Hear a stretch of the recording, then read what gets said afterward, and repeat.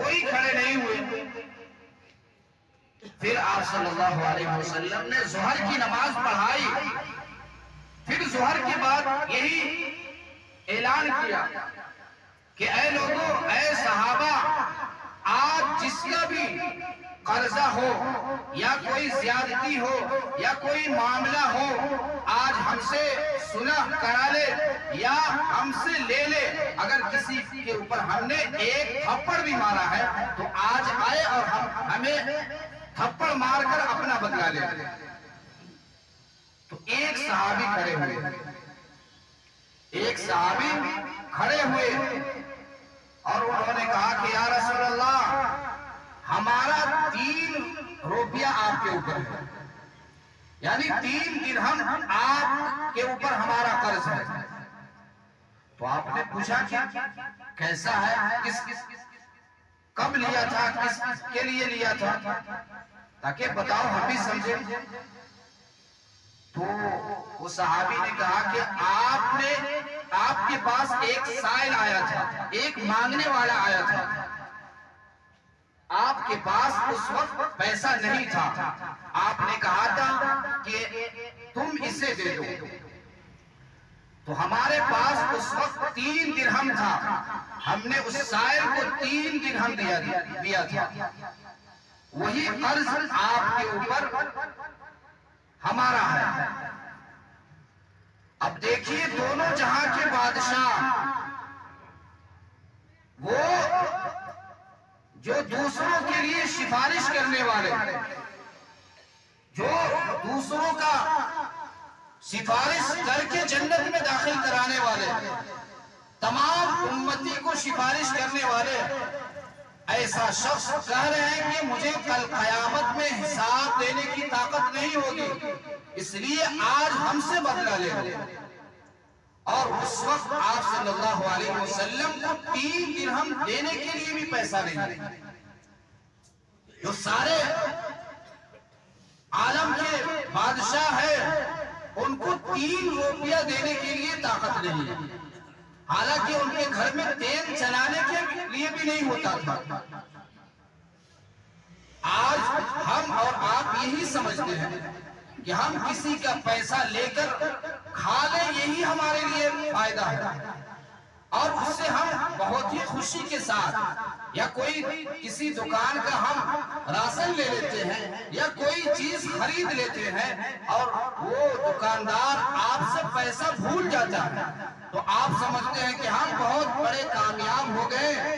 نہیں، بلکہ آپ یہاں کامیاب ہو گئے، آپ یہاں فری میں کھا لیے، آپ یہاں کسی کا پیسہ لے کر اپنے زمین میں لگا دیے یا اپنا مکان خرید لیے یا کسی کا چھین کر یا کسی کا غصب کر کے لے کر آپ آج بلڈنگ بنا لے یا جائیداد خرید لے، کل قیامت میں آپ کو دینا ہوگا، آپ اس سے نہیں بچیں گے۔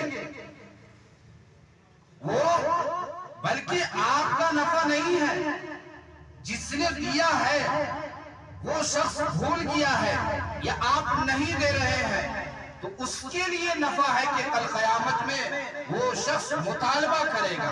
وہاں تو نہ پیسہ ہے، نہ کوئی درہم ہے، نہ کوئی جائیداد ہے، جو اس سے دیا جائے وہاں دیا جائے گا آپ کا نیکی، آپ کے نیکی میں سے اس شخص کو دیا جائے گا۔ تو یہ ہمارے لیے خوشی یا کسی کا پیسہ غصب کر کے چھین کر یا ادھار لے کر نہ دے، یہ آپ کے لیے وبال ہے، کل قیامت میں گرفت ہوگا۔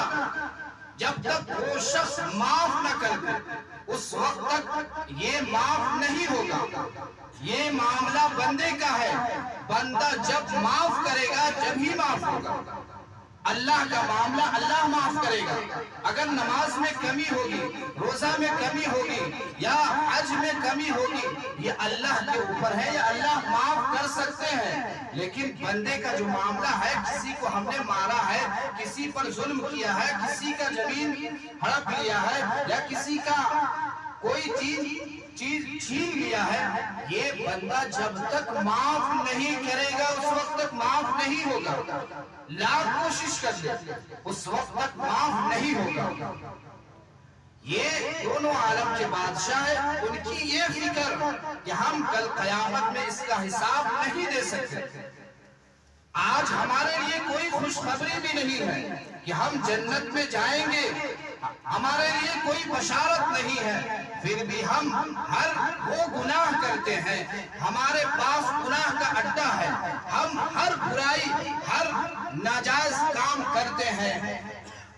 تو میرے بھائی بزرگوں دوستو، یہ ہمارے لیے خسارہ ہے۔ آپ صلی اللہ علیہ وسلم دنیا سے پردہ فرمانے کے وقت تک اپنے امت کو نہیں بھولے، اپنے امت کو جاتے جاتے نہیں بھولے۔ اور اس کے بعد آپ صلی اللہ علیہ وسلم نے اپنے حجرے میں تشریف فرما تھے،